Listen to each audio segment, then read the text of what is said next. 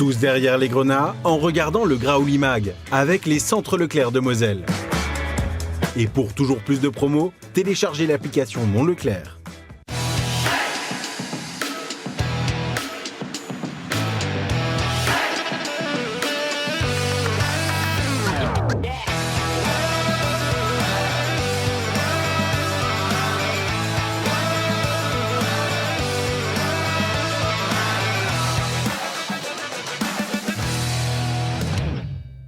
Des rebondissements, beaucoup de buts, mais pas d'impact au classement. Le match entre le FC Metz et Le Havre fait l'objet de son lot d'enseignements pour le compte de la 31e journée de Ligue 1 McDonald's après match.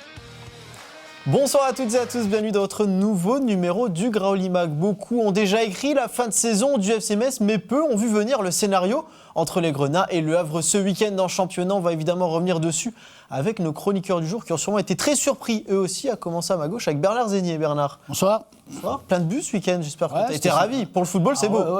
C'était un dimanche sympa, beaucoup de buts. Un dimanche sympa, on verra si en face ils sont de cet avis. On va tout de suite leur demander. Avec Patrick Muller d'abord, qui est de retour avec nous, qui enchaîne, tout simplement. Salut Aymeric, salut tout le monde. Bah oui, moi j'étais ravi, j'ai vu Pandore sortir de sa boîte. Donc, C'est parti, vous l'avez au bout de 1 minute 30. Voilà. Est-ce que Gérald Russello qui pourra faire mieux? Je vous pose la question, je lui pose la question. Salut, comment veux-tu que j'enchaîne après ça? Je ne peux pas, désolé. C'était bien parti pourtant cette émission. Je prends une patate chaude et je te la donne comme ça. Pourtant, la saison de la raclette est terminée.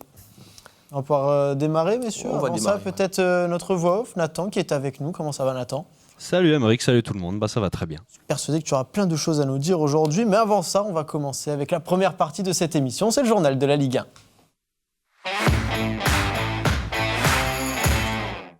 De retour sur cette 31e journée de Ligue 1, Le Havre recevait le FC Metz, vous l'avez vu, 4 buts partout.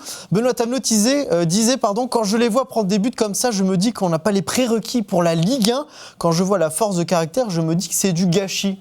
Est-ce que tu es plutôt d'accord avec ça, Bernard? Oui, parce que le match d'hier, c'était un bon match.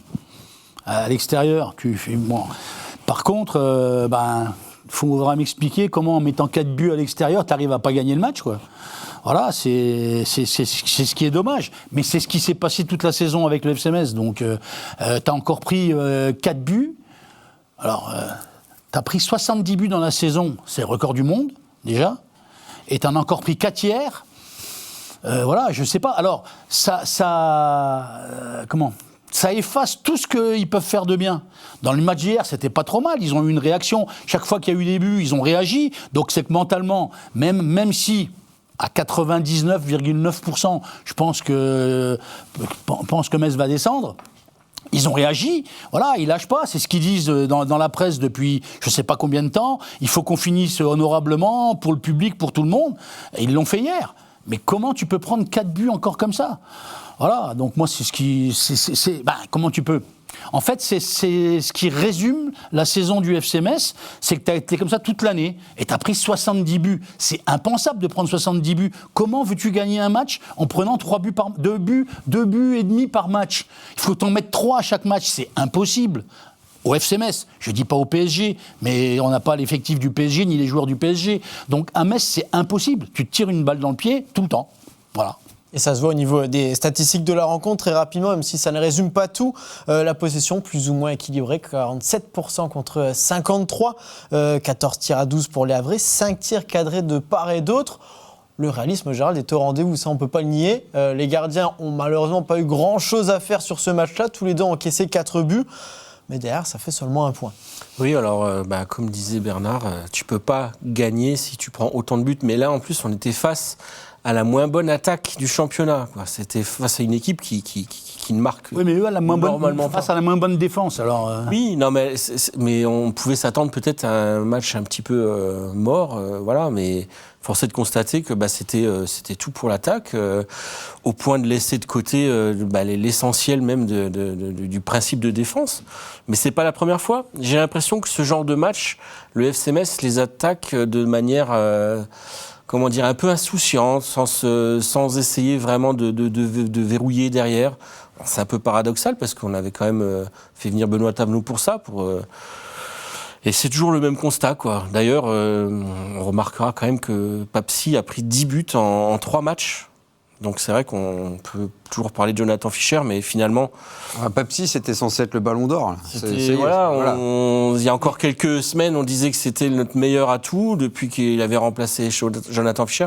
Finalement, on se rend compte que c'était peut-être pas forcément le gardien le problème. Alors oui, il en a sorti. Il a fait de beaux arrêts quand même. Il a fait de beaux arrêts, mais au final, sur le papier, c'est pareil. Quoi. Regardez sur les stats combien de buts ont marqué Le Havre, ont marqué Auxerre.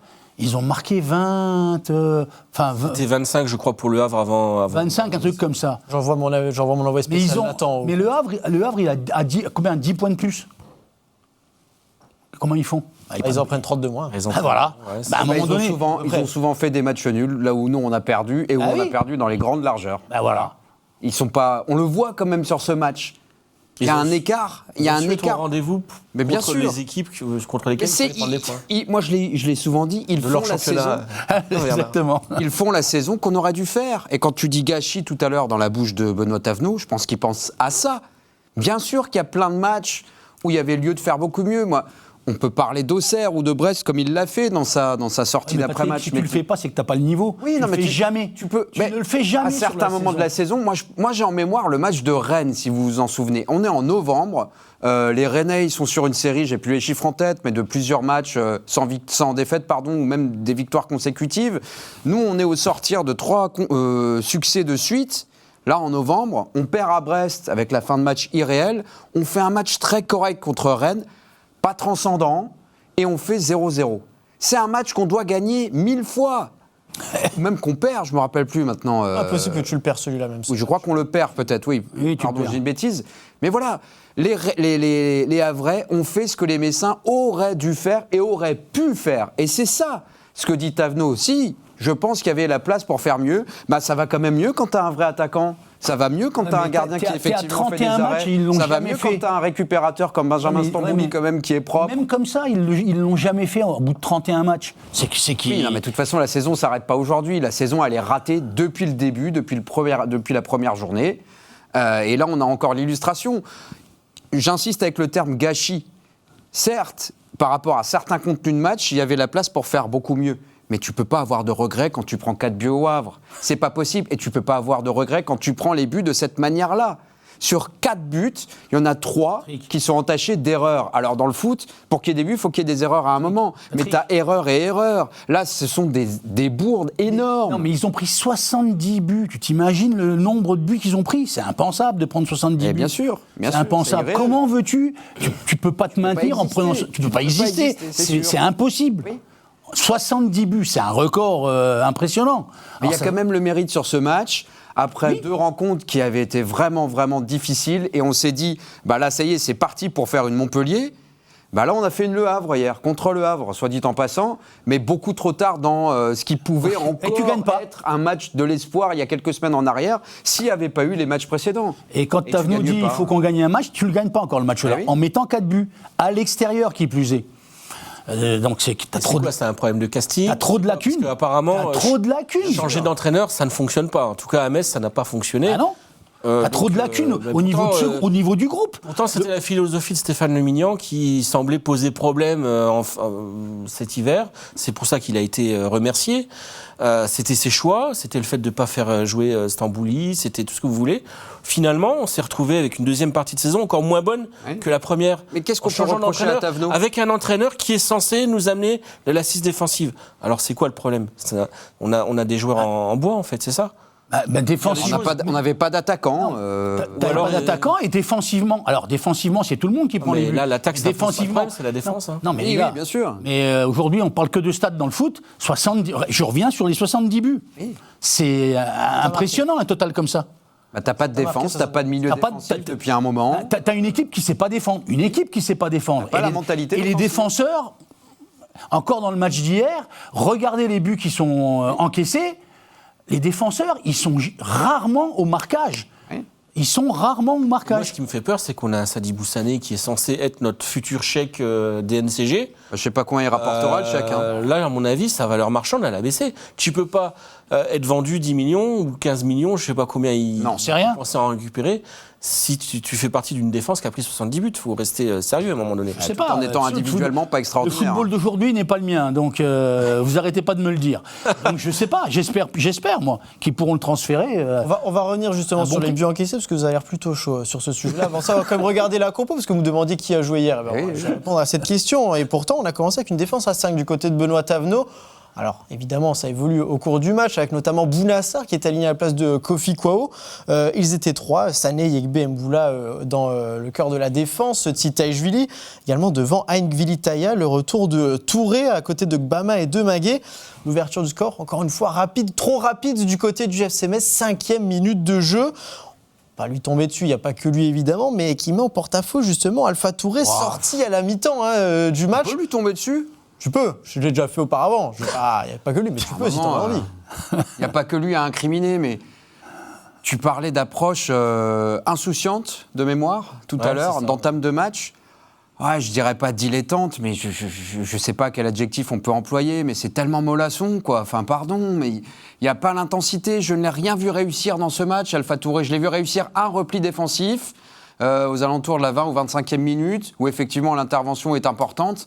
Pour le reste, ça fait combien de matchs qu'il rate, ce garçon? Quelles sont les qualités qui font qu'aujourd'hui, il n'est pas aligné en lieu et place de Stambouli? Si Stambouli entre en jeu... Il y a 2 semaines, ils en ont parlé. C'est une histoire de data, je crois. Ah ouais, génial la data. Ouais, Kilomètres super. parcourus, ouais. Super, comme le fait d'avoir 2% de possession en plus et de faire 50 passes latérales dans tes 25 mètres. Génial, parfait, les chiffres. Sans remonter aujourd'hui. Mais alors, t'en prends 6, on n'en entend pas un seul sur le plateau, t'en mets 4. Alors là, c'est parti pour. Mais voilà, mais Il va aujourd'hui. Hein. là, je ne comprends pas ce choix de mettre Alpha Touré titulaire. J'aime bien la compo que tente Thavenot parce que tu disais tout à l'heure, et son arrivée n'a rien changé. Oui, et on va pas nier l'évidence. Comptablement parlant, en tout cas, Au moins, ça il n'a a rien tenté des changé. choses. Mais on est combien de d'accord. choses il a tenté depuis qu'il est là? Il a à peu près tout essayé. Comment? Il a même tenté. Ouais, alors ça c'est le choix que je ne comprends pas. Les mettre Gauthier Hein en soutien de Gvili Taya, pourquoi pas, c'était intéressant. Tsitaishvili et Sarr en piston, j'ai trouvé que c'était pas mal. De toute façon, on est plombé on par pourrait compter l'entame le de nombre match. de replacements de Voilà. Tsitaishvili dans une saison qui Oui. était encore une fois à gauche, à droite, qui Ouais. était latéral, qui était après ailier, qui parfois était même attaquant de pointe. Mais en deuxième mi-temps, la deuxième mi-temps, moi, elle me paraît plus structurée en termes de jeu par rapport à la première. Et c'est un moment où il repasse à une défense à 4. Bon, en tout cas, dans un match, il est capable de faire des choix. Il est capable de faire des choix... Diallo n'était pas disponible pour cette rencontre. ça. Ceci explique aussi cela. Mais voilà, alors oui, c'est vrai qu'il y a des joueurs qui sont sans doute perdus. C'est sans doute un élément d'explication de cette saison qui est Perdu ou complètement déjà raté. ailleurs. Hein. Ouais, aussi. Oui, peut-être, hein. oui. Aussi. Mais Je pense, ouais. voilà, moi je vois Benoît Thavenot, quand il dit que ça le rend malade, le comportement notamment défensif de son équipe, je pense qu'il est sincère, je pense qu'il a essayé beaucoup de choses, je pense qu'il est arrivé dans un bourbier en partant avec un capital d'antipathie, puisque son passé au club, puisque son début de saison raté avec Bastia. Oui, d'accord. Mais il aurait pu nous faire mentir. Ouais, c'est vrai. Il a C'est essayé, vrai. c'est ce qu'il a dit en tout Il a cas. essayé. Mais c'est la théorie de les gars. Bernard. Bernard nous dit que tu mets aujourd'hui n'importe quel Mais bien entraîneur sûr. à la tête de cette équipe, il n'a pas forcément de meilleurs résultats. Pour une fois, il n'a pas complètement tort, peut-être, notre ami Bernard. Pour une fois. Et comme quoi, des fois, on dit des choses pas totalement... attention. On parlait justement de choses qui ont été tentées par Benoît Thavenot. Alors, certes, Habib Diallo n'était pas là, mais il a tenté de renvoyer Georgi Gvili Taya, qui était en conférence de presse déjà cette semaine sur le front de l'attaque. Ça a payé. Première offensive de la part du Géorgien. Égalisation. Gérald, on parlait de gâchis tout à l'heure. Alors, évidemment, ça ne relance pas toute la saison du FC Metz, mais on se dit que ce jour-là, on aurait peut-être aimé le voir un petit peu plus Oh oui. tôt. En tout cas, Bien sûr. il apporte quelque chose. Oh oui. Ah, on ne savait pas vraiment ce qu'il valait, puisque effectivement on l'a pas vu. Parce que, Des bouts de match. Quand il n'était pas blessé, c'est blessé contre Lens, malheureusement, ça se Puis stoppe un même peu, ça. profil que Habib Diallo, donc tu peux difficilement mettre les deux en même temps. Quelque part, on ne peut pas incriminer Benoît Thavenot de ne pas l'avoir fait jouer, puisque tu es censé avoir avec Habib Diallo ton meilleur neuf. Maintenant, normalement, dans une mise en concurrence, quand tu vois que ton numéro 9 principal, il peine, Transparent. est transparent, soit tu le changes à la 60e minute, ce qu'on a rarement Je vu, fais. soit le match d'après, tu donnes la chance à l'autre. Et malheureusement, on l'a pas vu. Il a fallu attendre une blessure en cours de match pour voir qu'il avait quand même quelques qualités. Alors, il était rentré une fois ou deux, Mais en fin de match, t'as pas de rythme, c'est compliqué. Et puis ça dépend aussi dans quel match tu rentres. Parce que quand tu rentres et qu'il y a 3 T'as des joueurs qui ont du mal à rentrer en cours de match. Ils sont mieux quand ils démarrent le match, ils sont plus dans le rythme. Et lui, visiblement... Oui, je pense que Vilitaya, c'est pas le genre de joueur explosif, donc il faut peut-être le temps d'adaptation et de démarrer. Il marque direct contre Paris, mais bien sûr, non, 50 minutes, il est grillé et c'est normal, il n'a pas de rythme. Mais là, hier, on a vu qu'il était capable mais de conserver le ballon, de faire des déviations, des choses comme ça, que n'a pas fait Diallo depuis qu'il est là. Il est efficace. Bon, c'est dommage, il va rester... on avait une année en option si jamais on se maintenait. A priori, on ne va pas se maintenir. Donc, après, il est encore libre de discuter avec lui. Mais est-ce qu'il va avoir envie de rester en Ligue 2 alors que peut-être... À toi de défendre ton projet aussi. Oui, voilà.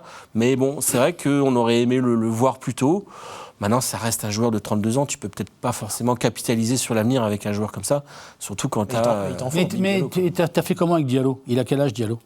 30 ? Oui, mais il y a l'histoire derrière. Ah ouais, mais là, l'histoire se termine mal quand même. Vilitaya, il fait... Attends, elle n'est pas terminée, parce que t'es pas à l'abri, justement, que... Enfin, c'était pas à l'abri. Ouais. Mais bon, t'es censé le garder. Il est sous contrat jusqu'en 2028, Habib Diallo. Ouais. Tu pars en Ligue 2.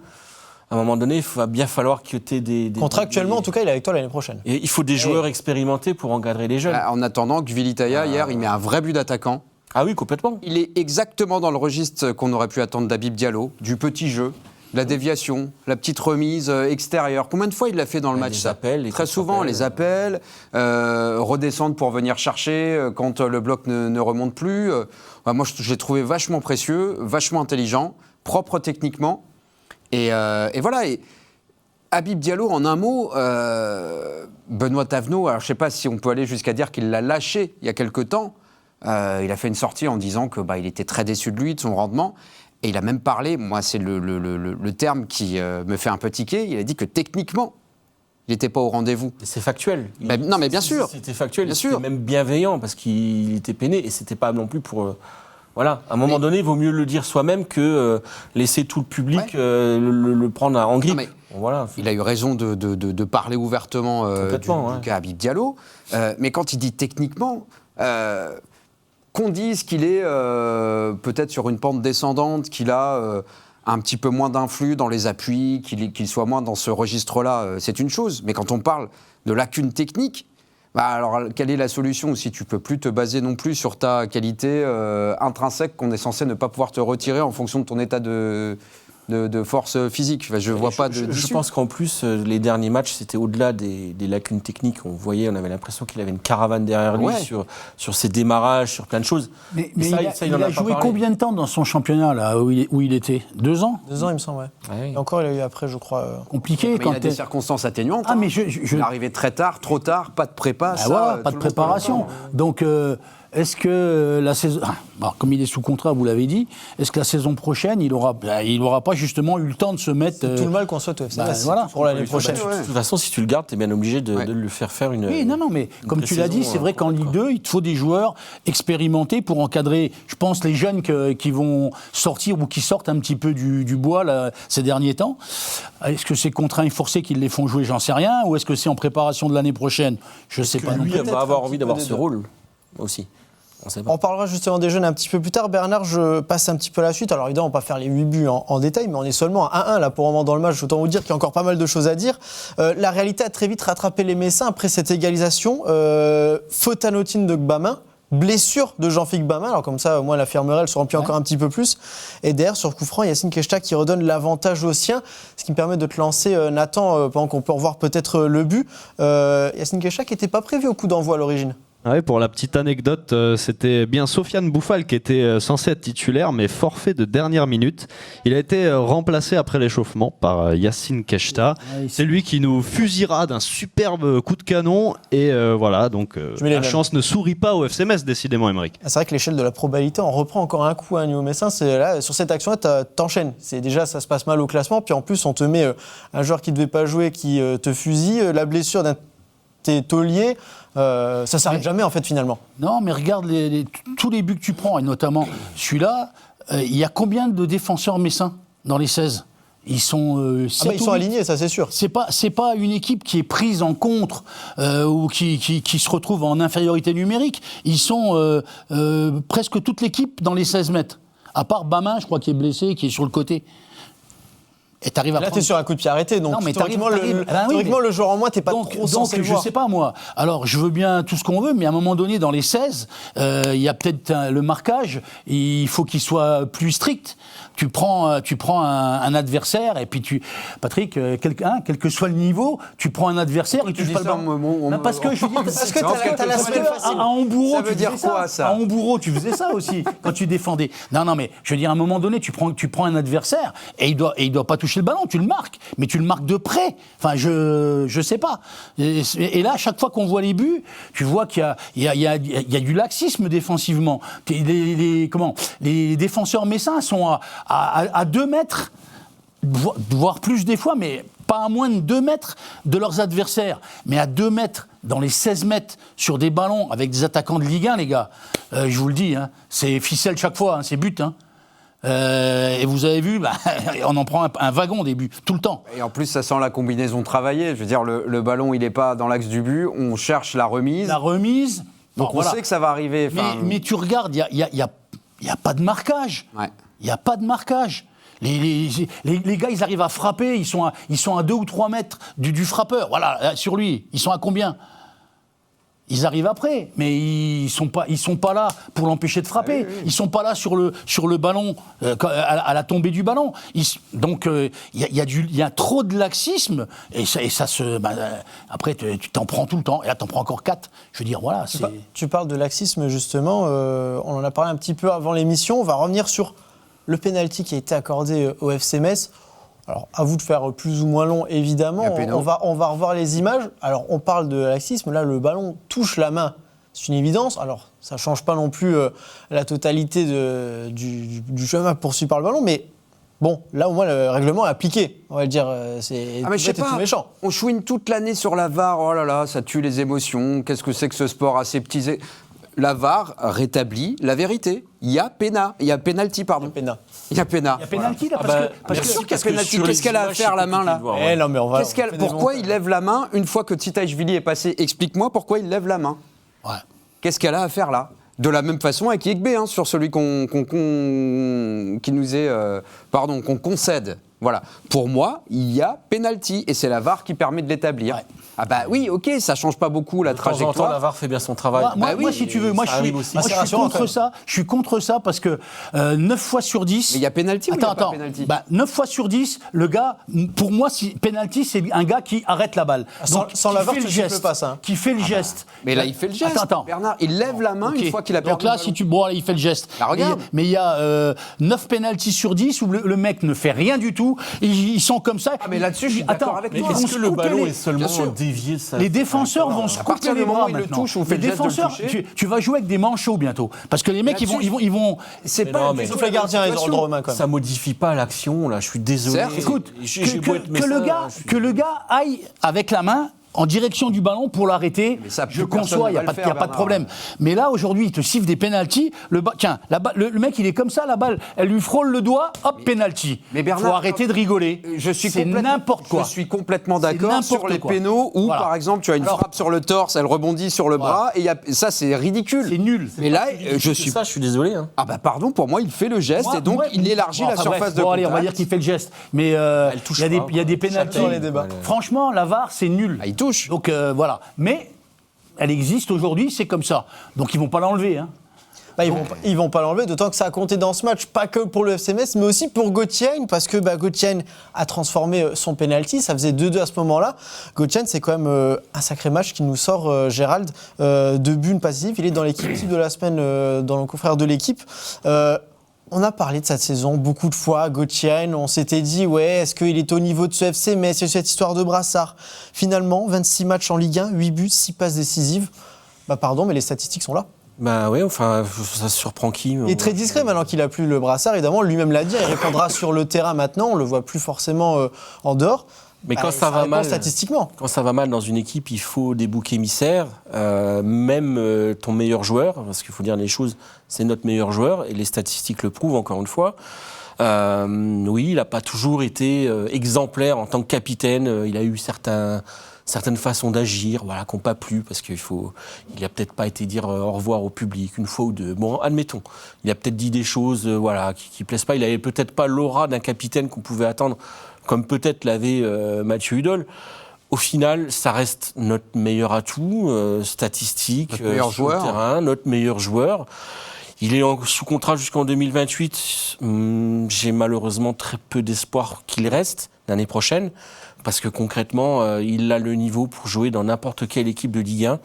Pour peu qu'il soit bien entouré, c'est un joueur qui aura des aspirations, qui a déjà des propositions, qui aura des projets. Franchement, si on arrive à le garder l'année prochaine en Ligue 2, c'est un petit miracle.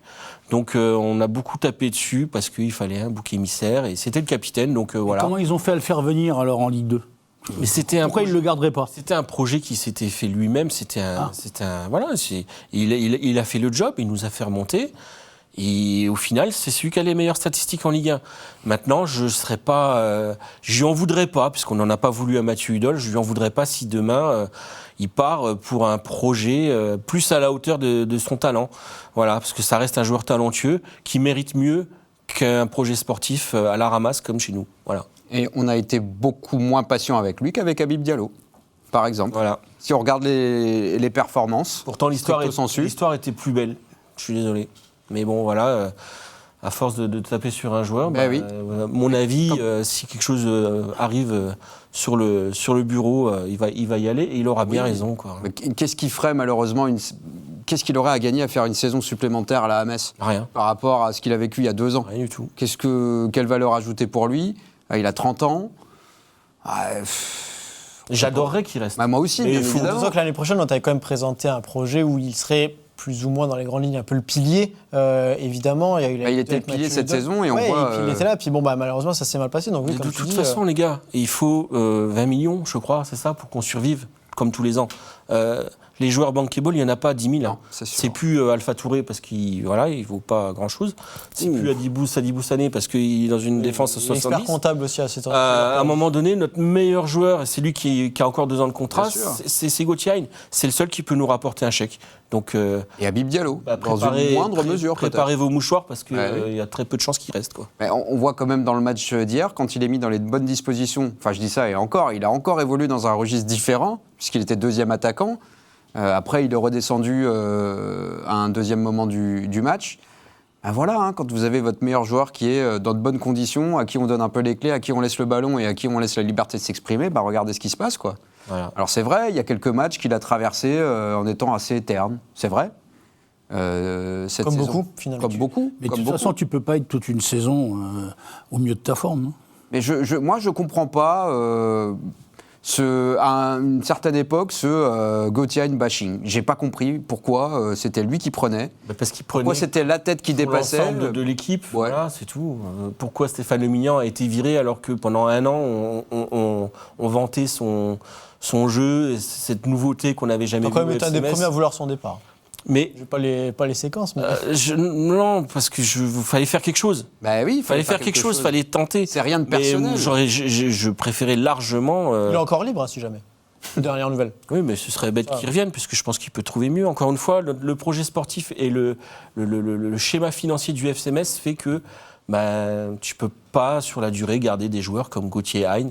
C'est donner de la confiture au cochon. Je suis désolé, ça fait mal au cœur, mais voilà où on en est. Donc à un moment donné, le ras-le-bol, il faut le comprendre aussi des gens qui veulent plus aller au stade, et voilà quoi. J'avais écrit sur mon corridor qu'on avait. Parce que là, normalement, on n'est qu'à la mi-temps. Hein, si on reprend un peu chronologiquement le match, évidemment, en seconde période, c'était un petit peu un copier-coller de ce qui s'est passé. On peut revoir rapidement les buts encaissés qui sont un peu les mêmes. Je ne vais pas te relancer là-dessus, Bernard, parce que tu nous as déjà dit maintes et maintes fois qu'il y avait au moins 70 buts encaissés cette saison. Je pense que tout le monde l'a noté, l'a bien compris. Néanmoins, le FCMS a quand même marqué lui aussi 2 buts. Et on en parlait déjà dans les dernières émissions, il y a eu le discours de Frédéric Arpignan notamment, les jeunes joueurs vont être un petit peu au centre du futur projet, si on peut le dire, du FCMS, vont revenir au centre de l'attention. Et hier, on a vu Nathan Bala, double passeur décisif, on a vu Pandore, buteur, on a vu Gauthier Hein, qui est quand même un enfant du club aussi décisif. Cette saison, elle existe déjà, cette priorité, elle ne doit plus du tout sortir de ce qu'est le FCMS maintenant. Là, on le voit, les jeunes, ça y est, sont de qualité, ils répondent présent déjà en Ligue 1. Ça y est, maintenant, il faut enclencher là-dessus à tout prix pour le FCMS. Bah après, moi, je sais pas ce que le club va décider. Non, mais par contre, je demande ton avis. Quand tu vois que, justement, les jeunes qui rentrent réussissent à marquer et... Pardon, tu vois la mi-temps de Pandore. Tu te dis que c'est son deuxième match en Ligue 1 de sa carrière ? Non, c'est bien quand les gamins rentrent comme ça. En plus, par rapport à ce qu'ils ont fait, à ce qu'ils ont produit. Donc, ça peut être... Si le FCMS a des jeunes comme ça, en réserve... Bah, la preuve en est qu'ils en ont, vu qu'ils en ont sorti déjà quand même pas mal cette saison. Oui, donc il faut les faire jouer. Et moi, je pense qu'il faut les faire jouer. Après, de toute façon, bon, cette saison, elle est morte. Là, il reste 3 matchs. Moi, je serais d'avis déjà de... Alors, bon, après, il y a un autre discours. Tavenot, lui, il dit qu'il faut bien finir, donc il veut que les joueurs soient... Ouais, mais il montre qu'il y a aussi une question de mérite dans l'histoire. C'est pas parce qu'il faut bien finir qu'il ne donnera pas sa chance aux jeunes joueurs. Voilà, après pourquoi pas leur faire sentir un petit peu, les faire rentrer C'est ce qu'il fait. sur les matchs qui restent, pour préparer la saison prochaine. Voilà, parce que la saison prochaine... Mais après une saison en Ligue 2, c'est pas non plus simple. Hein. Je sais pas, je pense même que c'est plus difficile de jouer en Ligue 2 que de jouer en Ligue 1. C'est pas le même football, c'est pas pareil. Pour eux, en tout cas, il y aura une autre pression aussi. Parce Donc, que, cette fois-ci, mais après, présent. Alors, on l'a dit tout à l'heure, il va falloir quand même avoir des garçons d'expérience si on fait rentrer... Et s'il y a plus de jeunes à faire rentrer, je sais pas, là il y en avait 2. Est-ce qu'il y en a encore beaucoup d'autres? J'en sais rien, moi. Est-ce que ceux qui jouent en réserve, dans ceux qui jouent en réserve, il y en a 3 ou 4 qui sont capables d'intégrer l'équipe première? Ça fait quand même assez longtemps, de mémoire, qu'on n'a pas vu aussi massivement des jeunes signés là. Donc clairement, les jeunes vont être au centre du projet. Signer, c'est une chose. Moi, je veux les voir jouer. Signer parce pour que jouer. Signer, signer, c'est de l'administratif. Je m'en fous qu'ils signent, moi. Je veux les voir sur le terrain et je veux voir ce qu'ils font. Là, le gamin qui est rentré, Pandore, il a marqué un but. L'autre, c'est le... Comment il s'appelle? Bala, qui fait 2 passes qui centre. Donc, c'est des gamins, si tu peux les... S'il y en a d'autres comme ça, qu'ils les fassent jouer, c'est très bien. C'est très bien. Parce qu'il y en a d'autres qui ont signé avant et qu'on ne voit plus. Oui, parce que signer, ça ne veut rien dire. Tu les fais signer, puis après, tu les envoies à Serein, tu les envoies à Pau, tu les envoies à Avranches, ou je ne sais pas quoi, tu les prêtes, entre et puis tu les revois plus. Mbala et Pandore qu'on découvre un petit Longo, peu. il n'a pas encore signé. Hein. Oui. Donc, signer, voilà, c'est en termes de jouer. De temps de jeu. Donc, pourquoi pas, ouais. Mais déjà, peut-être préparer, faire rentrer. S'il y a quelques gamins qui ont le niveau, ou qui ont, pour Tavenot, le niveau... qui sont proches du niveau de l'équipe première, qu'ils les fassent déjà rentrer. Il va falloir préparer l'année prochaine. Mais l'année prochaine, il faudra, comme tu l'as dit, des joueurs expérimentés, s'il y a des jeunes, parce que la Ligue 2, c'est compliqué. Voilà. Mais oui, il va falloir faire ça. De toute façon, le FCMS ne va pas aller acheter 5 ou 6 joueurs de renom et machin. Ils n'ont pas les moyens. Donc, il va falloir taper dans l'éventuel réservoir que tu as. Il va falloir vendre. Il ne faut pas trop, les montrer non plus parce qu'on risque de se les faire... Vous voyez, vous avez des discours négatifs après. On est en train de parler de vente, on parlait de vente déjà. Vous voyez, c'est ça le problème. C'est qu'à cause de ça, on va faire une pause. Oui, mais 70 buts encaissés, donc on est forcément... Oui, c'est vrai ça. Au cas où vous n'avez pas encore la statistique, on vous la donne maintenant. On a entendu votre réaction un petit peu sur le match. On va évidemment écouter celle de Benoît Tavenot. C'était après la rencontre. Non, mais le message, c'est le même depuis le départ. J'étais à Ligue 1+, là. Vous savez, quand je suis arrivé le 20 janvier, on jouait Lyon. Tout le monde, parlait peut-être pas Lyon, mais le match, tout le monde pensait ou disait que le FCMS allait en Ligue 2. Mais même en interne, hein, même dans le vestiaire, c'est là où j'en ai déjà parlé, c'est là où j'ai bataillé comme un malade, mais c'était combat perdu, ça. Combat perdu. Ils se sont tellement matrixés la tête avec... Ça va être dur, on va pas y arriver. Mais en interne et en externe. Hein. Et on n'a pas eu la réussite de regagner un match qui aurait donné un peu d'énergie et un peu de croyance. Donc moi, mon discours ne change pas. Hein. Mon discours ne change pas. Il est axé sur la performance, sur le développement des joueurs et comment gagner un match. On n'y arrive pas. Mais ça ne change rien. Ça change rien. Et par contre, ce que j'aurais dit, c'est que jusqu'à la 95e ou 98e du match à Nice, on va faire face et on va répondre présent. Avec nos limites du moment, c'est une évidence. Hein. C'est une évidence. Mais depuis le départ, je suis là-dessus parce que croyez-moi, dès mes premières discussions, donc ça remonte, c'est il y a 3 mois, je suis arrivé le 20 janvier. Dès mes premières discussions, il y avait une croyance de cette descente qui était terrible. Terrible. Mais bon, vous êtes dans l'environnement du club depuis plus longtemps que moi. Vous avez vécu la préparation, vous avez vécu les premiers mois. Et pour enlever ça de la tête aux joueurs, ben sur ça j'ai échoué. Je l'ai déjà dit. Oui, monsieur, vous étiez en train de nous emporter là, sur la fin de discours très rapidement parce qu'on a quand même encore pas mal de choses à faire. Le constat, évidemment, qui est là depuis longtemps, on en a déjà parlé sur le plateau. Bon, moi, je vous ai donné tous les espoirs possibles et inimaginables, à tort, visiblement, parce qu'à chaque fois que je vous parlais de classement, on me disait que ça ne servait à rien. Gérald, lui, content, on retourne en Ligue 2. Yes. Mais c'est vrai que cette croyance, elle est là depuis le début, ça, c'est une évidence. Alors, en interne, visiblement aussi. Mais il est vrai que la Ligue 2, on en a déjà parlé depuis très tôt, au début de la saison. Quand tu vois la saison, quand tu vois les matchs et que tu as gagné 3 matchs, ça nous donne raison. Tu peux quand même pas dire que tout est pour le mieux dans le meilleur des mondes. Je sais pas. Donc voilà. C'était ce que tout le monde observait et ce que tout le monde constatait. Et il y a la préparation aussi. Mais oui, on l'oublie. Il y a le mercato, il y a plein de choses qui font qu'on... Dans la préparation, tu prends 8-0 contre Offenheim. Ouais, bon. On rappelle pas ça. Mais, ok. Oui. Patrick, je suis d'accord. Bien sûr que c'est spectaculaire. Bien sûr. Mais la saison, on la rate dès le mois de juin, en fait. La saison, elle est ratée dès le mois de juin. J'ai relancé là-dessus. Bah non, mais... Oui, moi, tout a déjà été dit, c'est vrai. C'est pas le 20 janvier à son arrivée. On n'a pas anticipé sur les départs de certains joueurs. Enfin, non, voilà, mais tu peux comprendre qu'à son arrivée, où justement, tu cherches le déclic dont tu parlais, il fallait changer quelque chose. Bon, t'arrives, en fait, on a juste changé la pièce, mais autour, on n'a pas non plus essayé peut-être d'enclencher quelque chose. Oui, mais... C'est ça le reproche qui est fait. S'il parle d'environnement négatif, c'est le même scénario qui se répète montée après montée et descente après descente. Et voilà, il peut difficilement lutter contre ça, et ça diffuse forcément une mauvaise énergie. Mais moi, je suis d'accord avec ce qu'il dit, c'est qu'effectivement... puis il a sa personnalité aussi. Il arrive quand même avec son background qui est quand même pas extraordinaire. Background. Son sac à dos. Et en italien, c'est comment ? En italien, c'est comment ? Parce que moi, l'anglais... Non, mais il arrive quand même avec une saison catastrophique de Bastia et avec un passé à Metz où il n'est pas forcément en odeur de sainteté avec tout le monde.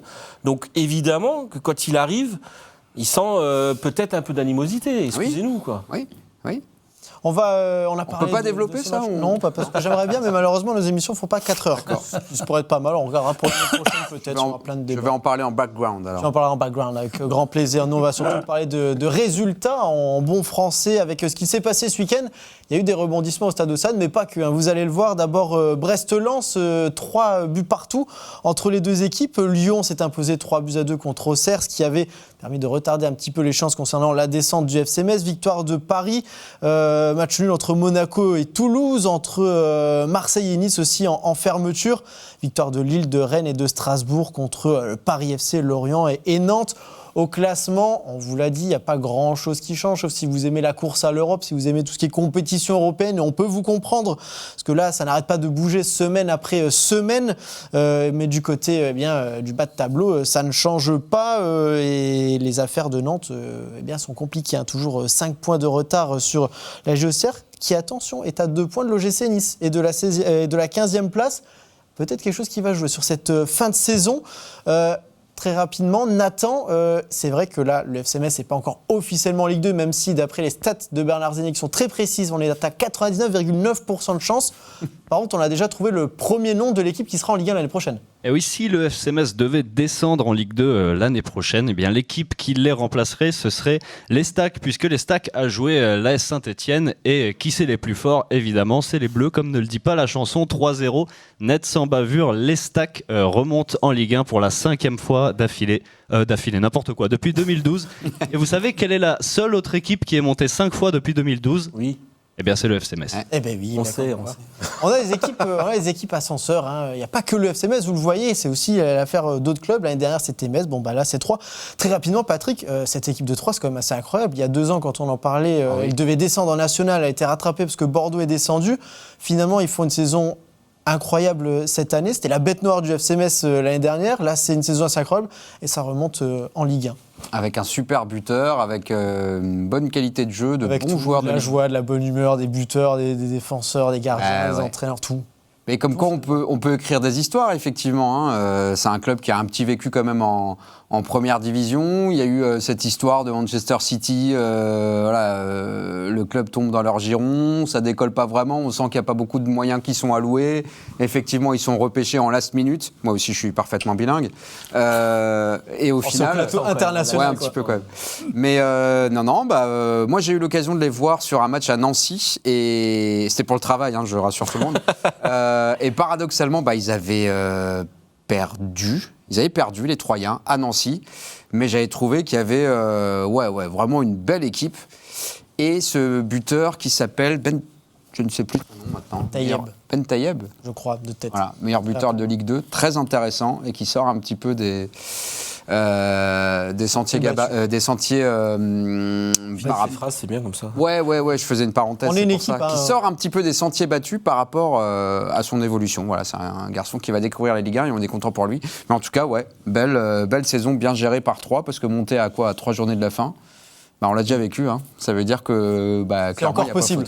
Et ça, c'est beau. Ouais. On va garder les quelques minutes qui nous restent pour parler un petit peu des autres équipes du FC Metz. Résultats contrastés, on en parle tout de suite dans le temps additionnel.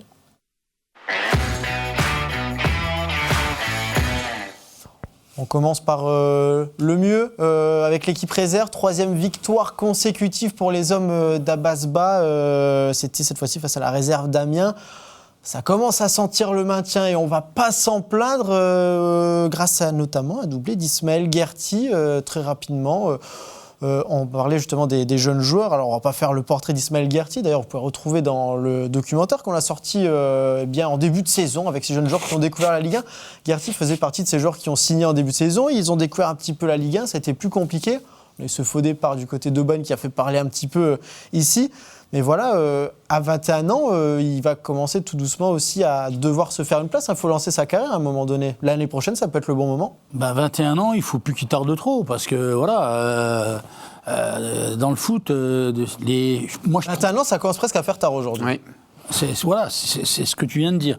Donc, non, c'est bien. Après, il faut, comme on disait tout à l'heure, si le FC Metz arrive à remettre dans son équipe première des gamins qui sortent de la réserve, c'est une bonne chose, ça sera une très bonne chose.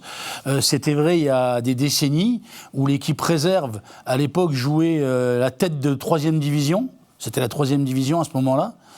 Et il y a eu une flopée de garçons qui sont rentrés dans l'équipe. Et Rohr, Jean-Philippe Rohr, les Morgante, les Brassigliano, et plein, et Raspolini, enfin bref. Mais ça, c'était il y a une quarantaine d'années.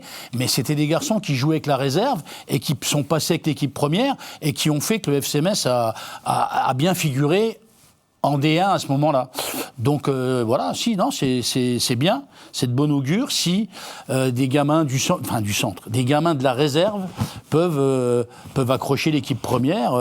Moi, je trouve que c'est très très bien et ça redonnera une identité un petit peu plus marquée encore au club qu'elle, je trouve, elle a un peu perdu. On va, tu parlais de 3e division. Avant ça, il y a la 2e division, là où sont engagées les féminines du FC Metz, pardon. Gérald, ce week-end, grosse défaite face à Reims. L'opération maintien se complique. On pourra le voir après aussi en classement. On le voit, 3 points de retard sur Rodez. Ouais. Le programme de ce week-end, il ne va pas être cadeau non plus. Ça va jouer contre Auxerre qui est 3e, même si Rodez va jouer contre les 2e. Il ne reste plus beaucoup de matchs et on s'inquiète un petit peu, je suppose. Ouais, défaite cruelle en plus parce qu'elles ont plutôt bien joué et ouais, elles se sont faites avoir en contre. Voilà, un petit problème défensif. Voilà, il reste 3 matchs. Elles ont plus leur destin entre leurs mains. On a vu en plus Rodez faire un match énorme. Elles ont fait 4 partout contre Toulouse. Contre Toulouse, voilà, alors qu'elles étaient menées 4-0, je crois, ou 4-1, je ne sais plus. Oui, 4-1. Elles ont remonté. Donc on voit que du côté de Rodez, ça risque de rien lâcher jusqu'au bout. Il n'y a plus qu'à espérer. Faut tout gagner, en fait. Il faut pas réfléchir parce qu'encore une fois, derrière, une descente en 3e division pour les féminines, ça remettrait clairement en danger toute la section parce que voilà, on en a déjà parlé. C'est énormément d'argent en moins et on repasse un côté amateur en fait. Toi qui as suivi un peu cette saison, il manque quoi? C'est quoi le problème cette saison? Parce qu'on avait quand même l'impression qu'il y avait un peu de Tu vas me mettre en danger là. Je vais être obligé non plus. Non, ce qui manque, je pense que c'est peut-être un petit peu de mon avis. Hein. C'est peut-être un peu de sérieux dans les préparations et peut-être un peu plus de cohésion. Voilà, je suis pas dans le secret des dieux, mais bon, voilà, il y a peut-être des choses en interne encore à gérer. Peut-être, voilà. C'est encore aussi jeune que la saison dernière. Mais en fait, le niveau global de la Ligue, de la deuxième division, est vraiment devenu catastrophique par rapport à ce que c'était il y a encore 2 ans ou 3 ans. Donc c'est global, c'est pas que Metz. Et j'ai l'impression que physiquement aussi, il y a peut-être quelques manquements parce que il y a des joueuses qui s'arrachent en fin de saison, mais malheureusement ça suffit pas. Techniquement, c'est un peu en dessous de ce qu'on avait déjà vu. Donc voilà, je pense qu'il y avait peut-être un renforcement à faire cet hiver qui n'a pas été fait. On est resté, voilà, on a perdu des joueuses importantes qui étaient blessées, qui n'ont pas été remplacées. Et voilà, on a certaines lignes qui sont pas assez armées et avec des joueuses qui n'ont peut-être pas encore le niveau pour jouer, quoi. On va rester justement concentré sur les résultats des féminines. On espère de tout cœur qu'elles vont réussir à se maintenir. Tout n'est pas terminé. On va basculer un petit peu en dehors des sentiers du FC Metz et non pas des sentiers battus, comme dirait notre cher ami Patrick Muller. L'US Thionville-Lusitanos qui a célébré son titre avec ses supporters. C'était ce week-end. Un retour du côté du stade de Gainetrange. Ça fait des images qui font plaisir à voir. Ça, Patrick, évidemment, du côté de Thionville, on va célébrer pour justement la Ligue 3. Hein. On parlait tout à l'heure, peut-être encore à la recherche d'un diffuseur mais il y a une belle saison à suivre pour l'année prochaine. En plus des équipes du FC Metz, on va évidemment regarder ce qui se fait du côté de Thionville. C'est des images qui font plaisir à voir pour ce projet-là, en tout cas. C'est une super belle histoire. Voilà, ça part d'une envie, j'ai envie de dire, municipale. Le terme est mal choisi. Enfin, en tout cas, une volonté du maire à Thionville de relancer une équipe, en sachant que, Bernard le sait, mais on le sait tous, c'est une équipe qui a joué en deuxième division. Pas à ton époque. Si, à ton époque déjà, sur les mêmes années. Bon, j'avais un doute là-dessus. Et voilà, depuis la fusion entre les deux entités de l'époque, il y a 5 ans, je crois que c'est la 4e montée. 4 montées en 5 ans. C'est quand même une histoire. Les pauvres se sont maintenus en National 2, quoi. Ouais. Non, c'est dans leur montée fulgurante. C'est une super épopée. C'est bête à dire, mais c'est le signe que le travail paie quand on y met les moyens, quand on se donne les moyens, quand on met la volonté et le bon niveau d'exigence, quoi. Et un énorme boulot de Julien François. Et puis là, la Ligue 3, c'est le bon moment pour y arriver, hein, puisque forcément, c'est une division qui se crée avec de l'argent mis sur la table par la Fédé. Déjà, Thionville un petit peu dans l'histoire, finalement. C'est ça. C'est partie de la première fournée, on a envie de dire, de la Ligue 3. Ils participent à la naissance de cette division. Ils ont complètement dominé leur saison en étant quasiment tout le temps en tête. Il y a eu un petit moment où les résultats ont été un peu moins... un peu de suspense. Ouais, mais ils ont su rectifier le tir au moment où il le fallait. Julien François, qui a très bien travaillé, le président. Il y a des joueurs de qualité. Ça peut être, ma foi, une entité dont il faudrait se rapprocher peut-être dans le futur. On va leur prêter Alpha Touré. Par exemple. Non, mais on est méchant avec lui, mais... Bon, voilà, disons qu'il ne nous a pas forcément convaincus cette saison, mais ravi vraiment de ce qu'est en train de faire ce club, qui redore un petit peu son blason, qui renoue avec son passé. Et j'insiste avec cette idée, ils ont bien bossé, ils sont récompensés, donc bravo à eux. Et si vous n'avez pas eu la chance de pouvoir les suivre du côté du stade de Gainetrange, vous pourrez peut-être les suivre du côté de Moselle TV. C'est un petit peu l'annonce qu'on sort de notre chapeau sur cette fameuse match. On diffusera le dernier match de la saison, de quoi célébrer bien évidemment tout ce qu'il s'est passé, avec notamment une émission d'avant-match dès 17h15, avant la retransmission de la rencontre. Je le prends en otage, il m'avait dit oui. Normalement, je serais peut-être avec Stéphane Borbiconi aux commentaires. S'il n'est pas là, on trouvera quelqu'un d'autre. Que voulez-vous que je vous dise? On trouvera bien quelqu'un qui sera ravi de commenter les performances des hommes de Julien François. Nous, malheureusement, on va devoir s'arrêter là pour parler des performances des hommes de Julien François, mais aussi de ceux de Benoît Thavenot. Ce n'est que partie remise, évidemment. On reviendra dès jeudi. Merci, messieurs, de m'avoir accompagné. Merci d'avoir débattu. Vous étiez en forme aujourd'hui. J'aime vous voir comme ça. Et nous, on se retrouve très vite sur Moselle TV.